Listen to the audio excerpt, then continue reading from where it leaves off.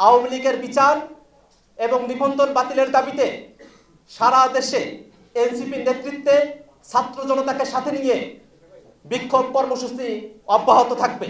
আমরা বাংলাদেশের জনগণ 5 আগস্টে যে নতুন বাংলাদেশের স্বপ্ন দেখেছিলাম, সেই স্বপ্নের পথে সব থেকে বড় অন্তরায় হচ্ছে আওয়ামী লীগ। বাংলাদেশকে যারা ফেসিবাদের দিকে ঠেলে দিয়েছে, বাংলাদেশে যাতে কোনো ফেসিবাদী শক্তি কোনোভাবে আর পুনর্বাসিত হতে না পারে, সেজন্য জাতীয় নাগরিক পার্টি এনসিপির সমস্ত নেতৃবৃন্দ, সমস্ত শুভাকাঙ্ক্ষী এবং সমর্থকবৃন্দ আমরা রাজপথে হাজির থাকতে প্রস্তুত আছি।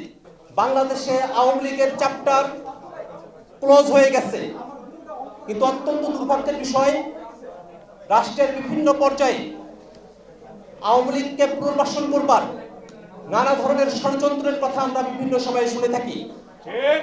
শুধু তাই নয়, বিদেশি শক্তিগুলো অনেক সময় আওয়ামী লীগের পুনর্বাসনের পক্ষে সম্মতি উৎপাদনের চেষ্টা করে থাকে।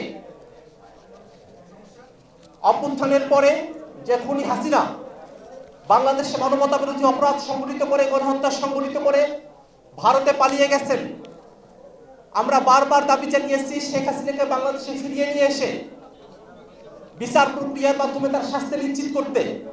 কিন্তু অত্যন্ত দুর্ভাগ্যের বিষয়, ভারত সরকার শেখ হাসিনাকে বাংলাদেশের বিচার বিভাগের কাছে হস্তান্তর তো দূরের কথা, শেখ হাসিনাকে নিয়ে আওয়ামী লীগের ভেরিফাইড ফেসবুক পেজে বক্তব্য আয়োজনের সুযোগ করে দিয়েছে।